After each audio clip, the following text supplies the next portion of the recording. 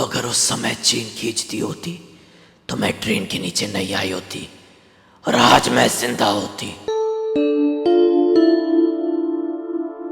नमस्कार दोस्तों, आज के इस एपिसोड में बेगुन कोड्डा रेलवे स्टेशन की वजह से घटी हुई एक भयंकर भूतिया घटना की कहानी लेकर आ गया हूं। इस स्टेशन का नाम तो बेशक आपने सुने ही होंगे, हॉरर स्टोरीज जो देखते हैं। लेकिन अगर आप पहली बार कोई हॉरर वीडियो देख रहे हैं और ये स्टेशन का नाम पहली बार सुन रहे हैं तो थोड़ा सा इंट्रोडक्शन दे देता हूं इसके बारे में। बेगुन कोड्डा रेलवे स्टेशन एक ऐसा स्टेशन था जो कि 41 साल तक बंद रहा, सिर्फ इसी चक्कर में कि वहां पर एक चुड़ैल घूमती है। मैक्सिमम लोगों का यह मानना हुआ जिन्होंने एक बार भी बेगुन कोड्डा को विजिट किया या फिर वहां की ट्रेन में बैठ के उस स्टेशन को क्रॉस किया, उनमें मैक्सिमम लोग ये कहते हैं कि वहां पर सचमुच में एक चुड़ैल रहती है, एक ट्रेन का इंतजार करती है और लगभग हर ट्रेन के पीछे वो दौड़ती है रात के समय। दिन में ऐसा नहीं होता नॉर्मली, दिन में भूत प्रेत इतने ज्यादा एक्टिव भी नहीं होते हैं। वहां पर एक औरत के साथ कोई तो भी दुर्घटना हुई थी।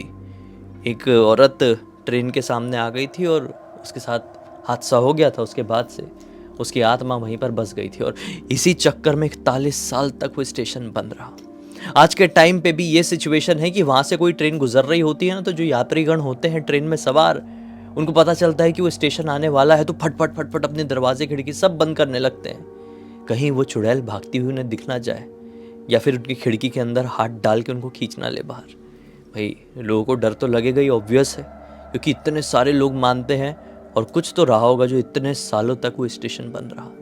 खैर, अभी भी जिन लोगों को पता चलता है वो बहुत ज़्यादा एक्साइटेड हो जाते हैं। बेगुन कोड्डा से हमारी ट्रेन जाने वाली है, भाई हमको भी क्या होगा, पता चल जाए कि वो चुड़ैल हमारी ट्रेन के साथ, हमारी डब्बे के साथ दौड़ पड़े तो हम देख लेंगे, थोड़ा वीडियो बना लेंगे, एक्सपीरियंस कर लेंगे भूतिया। बहुत सारे लोग ऐसा सोचते हैं।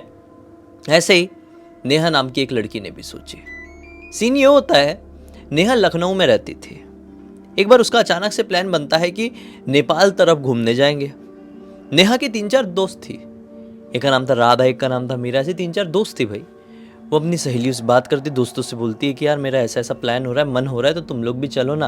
वैसे तो मैं सोलो ट्रिप करने वाली थी लेकिन तुम लोग चल लोगी तो अच्छा है। इसकी जो 2-3 सहेलियां थी वो तैयार हो जाती, इनफैक्ट 3 सहेलियां, राधा, मीरा और एक और थी।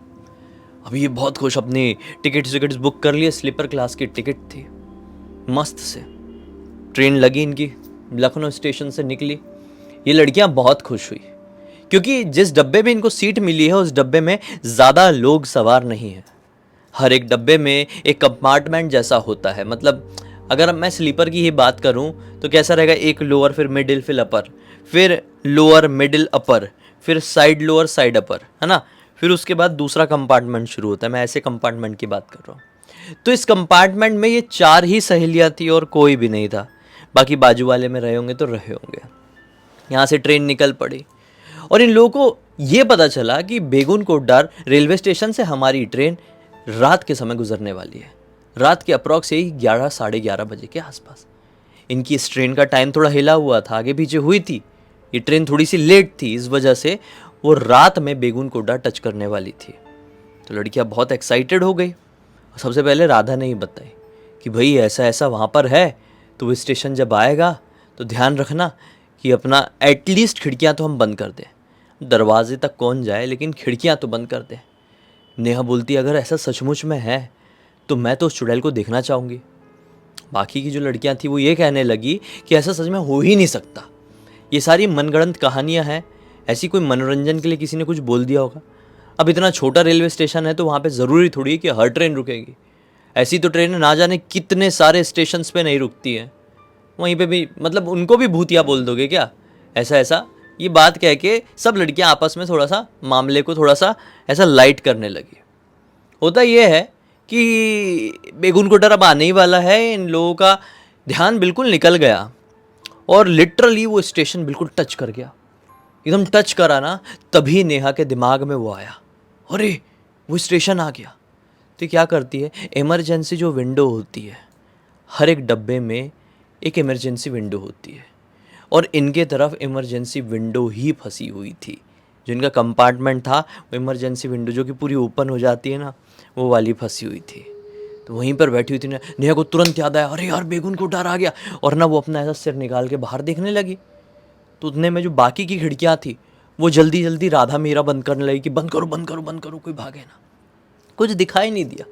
उस स्टेशन से ट्रेन थोड़ी सी क्रॉस हुई ही है, ना जाने क्यों यहाँ पर ट्रेन थोड़ी सी स्लो हो गई थी। क्रॉस हुई ही है कि रुको रुको, चेन खींचो, ऐसी आवाज़ सुनाई देने लगी। चेन खींचो। नेहा ने फिर ध्यान से देखने की कोशिश करी, अपना सर तो बाहर निकाली हुई थी, पीछे की तरफ देख ही रही थी कि कोई दिख जाए, कोई चुड़ैल सफ़ेद साड़ी वाली। कोई दिखी नहीं थी। लेकिन जब स्टेशन से ट्रेन लगभग निकल ही गई थी, इनका खास डब्बा कह लो निकल ही गया था, तो एक औरत चिल्लाती हुई भाग रही थी कि रोको, ट्रेन रोको, चेन खींचो, मुझे चढ़ना है। ये औरत यही कोई तकरीबन, कैसे बोलूँ मैं, यही 40-45 साल के आसपास की रही होगी। बहुत ही परेशान दिख रही थी, लाचार दिख रही थी। उसकी उंगलियां कट थी, लाल पानी बह रहा था, और साथ ही साथ उसको थोड़े चोट के भी निशान थे कंधे वंधे में। लाल साड़ी पहनी हुई थी, सफ़ेद साड़ी पहनी हुई थी, और साड़ी भी उसकी एकदम चितर पितर थी। तो देखती है एकदम ध्यान से, और उसके दिमाग में तुरंत ये हिट करता है कि अरे सफ़ेद साड़ी वाली चुड़ैल घूमती है यहाँ पर, ये औरत भी सफ़ेद साड़ी पहनी हुई है। तो हट जाती हूँ मैं। वो जल्दी से हट गई अंदर, हटी और फटाक से जो इमरजेंसी विंडो इसने खोल के बाहर देख रही थी वो बंद कर दी। तो बाकी की लड़कियां भी बोलती क्या हो गया नेहा, कुछ दिख गया क्या, चुड़ैल दिख गई क्या? क्योंकि एक दो लड़कियों को विश्वास नहीं हो रहा था पूरी प्रॉपर तरीके से। ये बोलती अरे हाँ मुझे दिखाई दिया, एक औरत भाग रही थी सफ़ेद साड़ी पहनी हुई, बड़ी अजीब थी यार, उसको चोट वोट लगी हुई थी, बोल रही थी कि चेन खींचो, रोको, मुझे चढ़ना है। ये बोलती अरे ऐसे ही रहा होगा, ये भी तो गाँव ही है, कोई औरत रही होगी जो चढ़ना चाह रही होगी, ये ट्रेन यहाँ पर रुकी तो नहीं। खैर चलो कोई बात नहीं, सब बंद कर देते हैं और अब सोएंगे, सोने का टाइम हो गया है। लेकिन नेहा तो वही चीज़ें सोच रही थी। राधा भी ये सारी चीज़ों के ऊपर बहुत ज़्यादा विश्वास करती थी, तो वो भी सोची जा रही है कि यार नेहा को जो दिखाई दिया वो सचमुच में कोई इंसान ही थी या फिर वो सफ़ेद साड़ी वाली चुड़ैल ही थी। खैर थोड़ा समय बीता और एक स्टेशन आया, वहाँ पर ट्रेन रुकी। छोटा सा स्टेशन था, आसार नहीं था कि कोई भी चढ़ेगा। 15 मिनट तक ट्रेन रुकी रही, फिर आगे बढ़ी और दूसरा स्टेशन थोड़ी देर बाद आया। राधा और ये नेहा दोनों जाग रही थी और बाकी की दोनों लड़कियां सो चुकी थी। यहाँ पे ट्रेन रुकती है दूसरे वाले स्टेशन में और एक बूढ़ी औरत चढ़ती है ट्रेन में, और इनके ही वाले कंपार्टमेंट में जो एक साइड में सीट खाली थी वहाँ पर आकर बैठ जाती है। वो बुढ़िया औरत वहाँ पे थोड़ी सी कंफर्टेबल नहीं हो रही थी, पता नहीं क्यों। वो जो सीट थी उसका कुछ तो भी, वो गद्दी वद्दी जो होता है ना वो निकला हुआ था, थोड़ी सी हालत खस्ता थी उस सीट की। तो उसे अनकंफर्टेबल देखकर नेहा ही कह देती है कि अरे आंटी जी इधर आकर बैठ जाओ, कोई बात नहीं, अभी मैं नहीं सो रही हूँ।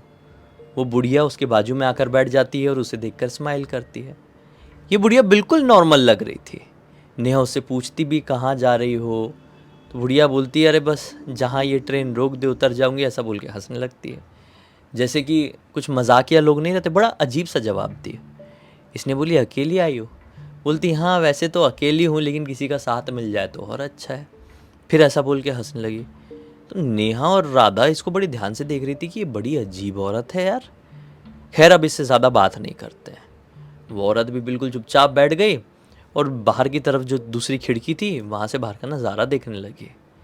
ये अब नेहा कहती है आंटी अगर आपको नींद आ रही है तो थोड़ी कमर सीधी कर लो, कोई बात नहीं, मैं वो जो साइड अपर वाला बर्थ है वहाँ पर सो जाऊँगी। ये बोलती अच्छा बेटा थैंक यू। अब नेहा ने उसको अपनी लोअर बर्थ वाली सीट दे दी। वो नेहा की सीट में लेट गई और नेहा अपर बर्थ में जाकर लेट गई।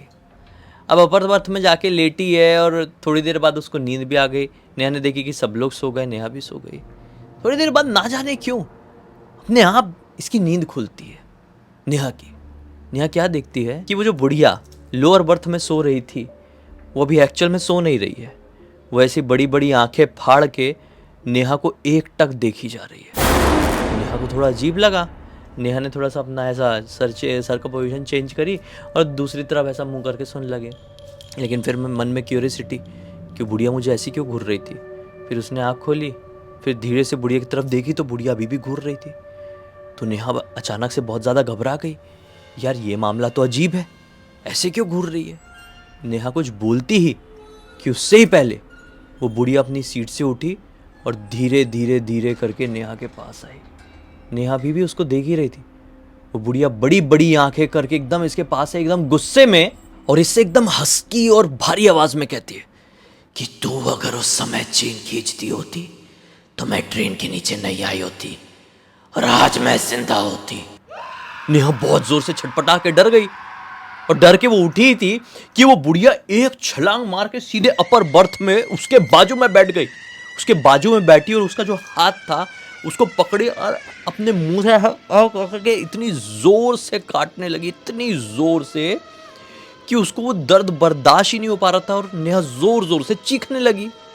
लेकिन ये क्या, नेहा की चीख का असर उसकी सहेलियों को नहीं हो रहा है। वो गहरी नींद में। नेहा चिल्ला भी रही, राधा मीरा जल्दी उठो, ये बुढ़िया को देखो क्या हो गया। लेकिन वो बिल्कुल नहीं हिल रही है, टस से मस नहीं हो रही उसकी सहेलियां। बाजू के कंपार्टमेंट में भी कुछ लोग सो रहे हैं, लेकिन वो भी नहीं जाग रहे। इसको कुछ समझ में नहीं आ रहा था कि ये हो क्या रहा है मेरे साथ। वो उठ के भागने की कोशिश करती है, लेकिन बुढ़िया एक हाथ से उसका गला दबा देती है, और उसका वो हाथ जो मुंह में पकड़ी थी वो छोड़ ही नहीं रही थी। खींचे जा रही थी, जैसे कि मान लो वो बुढ़िया बहुत भूखी है और इसका हाथ उखाड़ के खा जाएगी, ऐसे वाली सिचुएशन थी यार। ना जाने क्यों लगभग 2-3 मिनट बाद नेहा के मन में आया कि अब भगवान मुझे स्वयं आके बचाएंगे, नहीं तो मेरी जान नहीं बचेगी। और उसने जय बजरंगबली जोर से चिल्लाई, और जैसे जय बजरंगबली चिल्लाई है, राधा मीरा और तीसरी वाली की तीनों की नींद खुली। छटपटा के भागी नेहा के पास, नेहा नेहा नेहा। अब किस्मत से जो राधा थी ना, वो बहुत बड़ी शिवजी की भक्त, और हमेशा अपने जेब में केदारनाथ की विभूति रखती थी, कहीं पे भी ट्रैवल करती थी छोटी सी पुड़िया बना के। उसने तुरंत खोली और वो विभूति बुढ़िया के ऊपर डाल दी। बुढ़िया बहुत जोर से चीखी, एकदम छटपटाते हुए, जैसे कि उसके ऊपर विभूति नहीं, पता नहीं क्या चले गया है। छटपटाती हुई वो भागी, और सीधे भाग के वो दरवाजे की तरफ गई, और शायद दरवाजे से नीचे, चलती हुई ट्रेन से नीचे धड़ाम वो बुढ़िया। और उसका हाथ जो है एकदम लाल पानी इतना बह गया है, ऐसी कंडीशन, इतना खतरनाक उसने उसका मांस उखाड़ लिए कि मैं क्या बोलूं। अब वो अपने हाथ को देकर और जोर जोर से पूरी ताकत से लगी चिल्लाने। आसपास जितने लोग थे सब जाग गए। 2-3 आंटियां थी बाजू कंपार्टमेंट में, वो इतनी जोर से घबरा गई, इसका हाथ देख के, इसी कंडीशन देख के बेहोश हो गई, पूरा लाल पानी जमीन में। कुछ आदमियों ने इसको संभाले और इमरजेंसी वगैरह किसी ने फ़ोन किया।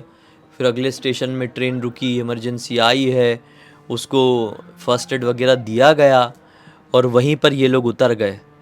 अगली ट्रेन आई, रिटर्न टू लखनऊ। लेकिन लखनऊ आने के बाद ये नॉर्मल नहीं रही। ये चीज़ों से इतना ज़्यादा डरने लगी कि इसको हर पल लगे कि वो बुढ़िया, वो चुड़ैल मेरे पास आएगी और मुझे कुछ कर देगी, मेरा हाथ ही उखाड़ के लेके जाएगी। उसको एकदम जैसे डर के वो दौरे से नहीं पड़ते हैं क्या, वैसे पड़ने लगे थे, एकदम झटके आते थे डर के मारे कि अरे मुझे आ जाएगी, मार देगी, ऐसा वाला। इसका बहुत ट्रीटमेंट हुआ, ट्रीटमेंट से कुछ सुधार नहीं हुआ। फिर सोना भी इसका दुश्वार हो गया, सपने में भी वही आती थी। फिर किसी ने बोला इसके साथ ये सब कुछ हुआ है तो आप डॉक्टर को क्यों दिखा रहे हो। इसके परिवार वालों को बोला गया किसी बाबा बैरागी ऐसे किसी को दिखाओ। फिर बाबा के पास लेकर गए, एक बहुत प्रसिद्ध तांत्रिक, कैसे मैं कहूँ, मैं उनका नाम नहीं बता सकता, बहुत प्रसिद्ध तांत्रिक वहीं पे रहते थे लखनऊ में। उनसे बात की गई, उन्होंने बोले कि इतनी चिंता करने वाली बात नहीं है, इसके ऊपर कोई चुड़ैल हावी नहीं है, इसका डर इसके ऊपर हावी है। डर खत्म हो जाए, एक तरीके से प्लेसिबो इफेक्ट भी काम करेगा। बाबा अकेले में बता रहे हैं, इसके सामने कुछ नहीं बोल रहे हैं, अकेले में इसके घर वालों को बोल रहे हैं कि इसका डर खत्म हो जाए, एक प्लेसिबो इफेक्ट भी काम करेगा। घर में एक अच्छा सा हवन करवा देते हैं, महामृत्युंजय मंत्र का अखंड ऐसा जाप करवा देते हैं, हवन करवा देते हैं, चीज़ें शांत हो जाएगी। वो कराया गया, 5-7 हज़ार का खर्चा लगा, और उस दिन के बाद से उसको ऐसी जो घबराहट होती थी, जो ऐसे झटके आते थे डर के, नींद नहीं आती थी, वो सपने में आती थी, वो चीज़ अपने आप बंद हो गई। जबकि भूत इसके पीछे था नहीं, इसके सर पे डर सवार हो गया था। उस दिन के बाद से ये इतनी ज़्यादा, मतलब वो सारी चीज़ें तो इसको दिखना बंद हो गई, इमेजिनेशन में आना बंद हो गई, लेकिन वो इतना डर गई थी, घर से बाहर नहीं निकलती थी। फिर घर वालों ने सोचे कि इसके जीवन में बदलाव लाना चाहिए, वरना ये घुटने लगेगी, ये पागल हो जाएगी। घबराहट के मारे और डर में इंसान के साथ कुछ भी हो सकता है। इसके लिए फिर रिश्ता विश्ता देखा गया, और अभी 2 महीने पहले इसकी शादी हो गई। शादी होने के बाद अभी अपने पति के घर पे अच्छी खासी अपनी ज़िंदगी काट रही है। लेकिन आज भी उस रात को याद करती है तो सिहर सी उठती है। लेकिन इसके पति को सब मालूम है, तो इसको बहुत सांत्वना देते हैं, हिम्मत देते हैं। उम्मीद है कि धीरे धीरे करके ये जो थोड़ा मोड़ा डर बचा हुआ है वो भी ख़त्म हो जाएगा। लेकिन इस कहानी से हमें एक बहुत बड़ी सीख मिलती है कि जीवन में किसी भी ऐसी चीज़ के पीछे भागने की कोशिश मत करो जिस चीज़ को लोगों ने श्रापित कह दी है, भूतिया कहती हैं। क्योंकि उसके पीछे जाकर, उसको देखकर, उसे एक्सपीरियंस करके किसी का भला नहीं हुआ है। इस पूरी घटना की जानकारी मुझे खुशी ने इंस्टाग्राम पर लिख कर भेजी। और खुशी जो है ना, समझ लो ये जो नेहा है, नेहा की छोटी बहन की अच्छी फ्रेंड है। तो खुशी को पता चला अपनी फ्रेंड से कि नेहा दीदी को ऐसा हुआ है, तो खुशी उनके घर पर गई थी देखने के लिए। और सचमुच में खुशी ने देखी कि वो हाथ सचमुच में बहुत स्कैरी दिखता है उनका, बहुत भयानक तरीके से उसने काट के उखाड़ ली थी ना। 7-8 महीने पहले की बात है, अभी पूरी तरीके से रिकवर नहीं कर पाई है हाथ से भी, लेकिन हो जाएगी भाई। शरीर के घाव तो भर जाते हैं, मन का घाव कैसे भरेगा। भगवान का नाम लेते रहो, मैं तो यही कहूँगा। इसी एक नोट के साथ इस कहानी का अंत कर देते हैं। अब तक इस वीडियो को देख लिए थे तो लाइक ज़रूर कर देना, चैनल को सब्सक्राइब करके बेल आइकन दबा के ऑल के ऑप्शन में क्लिक करना। और इंस्टाग्राम की लिंक और मेरी वेबसाइट की लिंक भी वीडियो के डिस्क्रिप्शन बॉक्स में मिल जाएगी। इंस्टाग्राम में कहानी लिख के भेज सकते हो और वेबसाइट में मेरी सर्विसेज हैं और प्रोडक्ट्स हैं। अच्छे लगे तो आगे बढ़ जाना, काफ़ी फ़ायदेमंद है, बहुत सारी चीज़ें। बाकी टैग्ड प्रोडक्ट में भी डाल दे रहा हूँ। कल मिलना मत भूलना, तब तक के लिए बहुत बहुत धन्यवाद। आपका दिन शुभ।